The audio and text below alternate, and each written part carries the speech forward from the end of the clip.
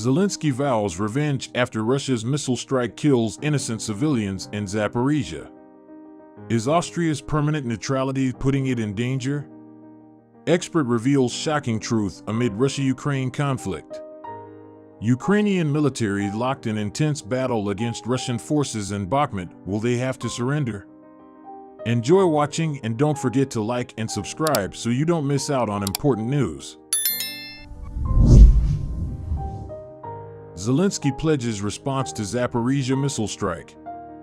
On Thursday, Ukrainian leader Volodymyr Zelensky issued a warning that Kyiv would retaliate to Russia's recent missile strike on Zaporizhia, both militarily and legally. He delivered his statement during his nightly broadcast, emphasizing that the occupier would experience their strength, the power of justice in every sense. Zelensky expressed gratitude to rescuers who were clearing the rubble of the building that was destroyed by the missile since the previous night. After meeting with Brazilian President Luiz Inácio Lula da Silva, the two leaders discussed diplomatic endeavors to halt Russian hostility. Zaporizhia hit.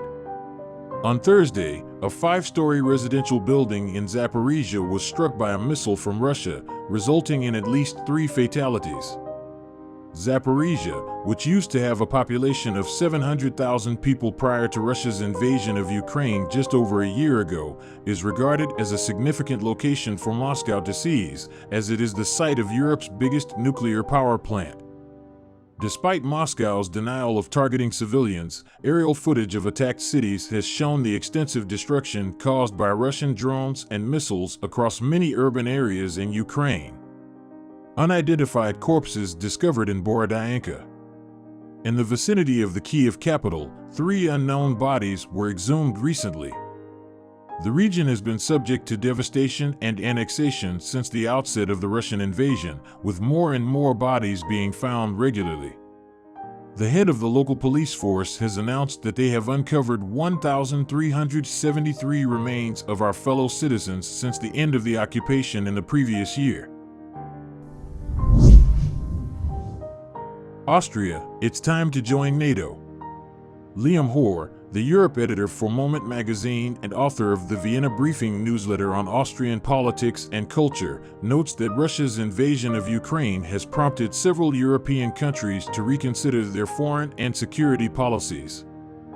Germany's significant shift away from Russian natural gas and its donation of tanks to Ukraine has been a notable change, even though Chancellor Olaf Scholz has often pursued other options first. Sweden and Finland, who were previously neutral, submitted applications to join NATO in May. Additionally, Turkey and Hungary, who have been blocking the ratification process, may be starting to ease their objections to the Scandinavian countries' desire to join the alliance. Liam Hoare, the Europe editor for Moment magazine and author of the Vienna Briefing newsletter on Austrian politics and culture, argues that while many European countries have undergone a fundamental rethink of their security and foreign policy doctrines in response to Russia's invasion of Ukraine, Austria has not. While Austria has signed onto the European Union's sanctions against Russia and its financial aid regime in support of Ukraine, it has opted out of any military participation due to its permanent neutrality stance. This neutrality is no longer feasible, as it fails to account for the current geopolitical realities. Despite Austria's lack of military participation, it has not escaped the effects of the war in Ukraine.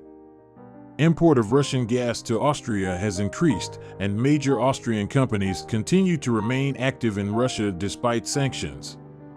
Furthermore, while a coalition of politicians, diplomats, artists, and businesspeople published an open letter bemoaning the lack of serious political debate regarding Austria's security policy, no party in parliament, bar the liberal NEOS, has sought to question Austria's neutral status since the invasion began.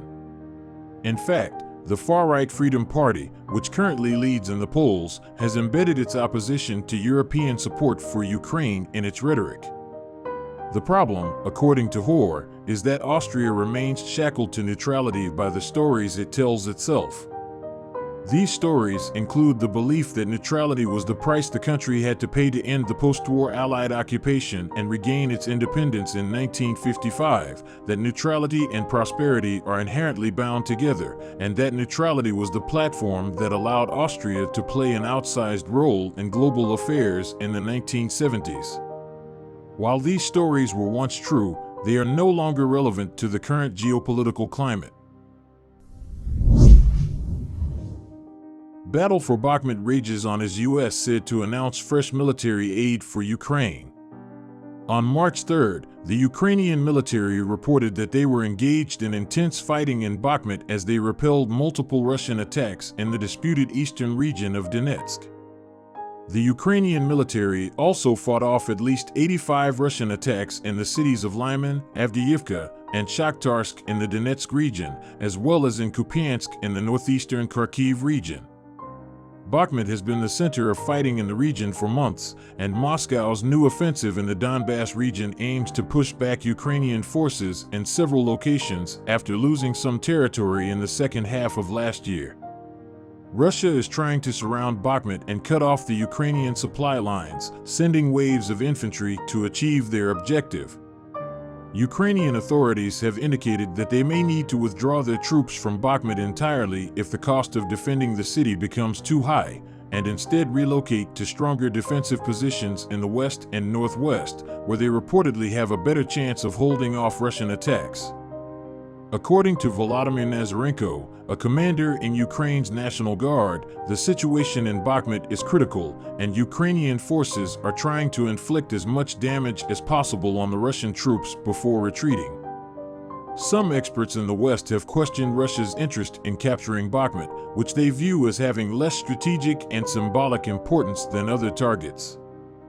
The Ukrainian military has reported continued attacks by Russian forces on civilian infrastructure, causing damage and injuring civilians. In the southern city of Zaporizhia, a missile fired by Russian troops hit an apartment building, killing 5 civilians. Overnight, the Russian military carried out 31 airstrikes and 3 missile strikes in the Donetsk, Zaporizhia, and Kherson regions. The United States is preparing to announce a new military aid package for Ukraine worth $400 million, to be announced during German Chancellor Olaf Scholz's visit to Washington. On March 2nd, Moscow claimed that a group of Ukrainian saboteurs had crossed into western Russia and attacked civilians in nearby villages. Kiev denied the allegations, suggesting that Moscow may be fabricating a pretext for renewed aggression against Ukraine.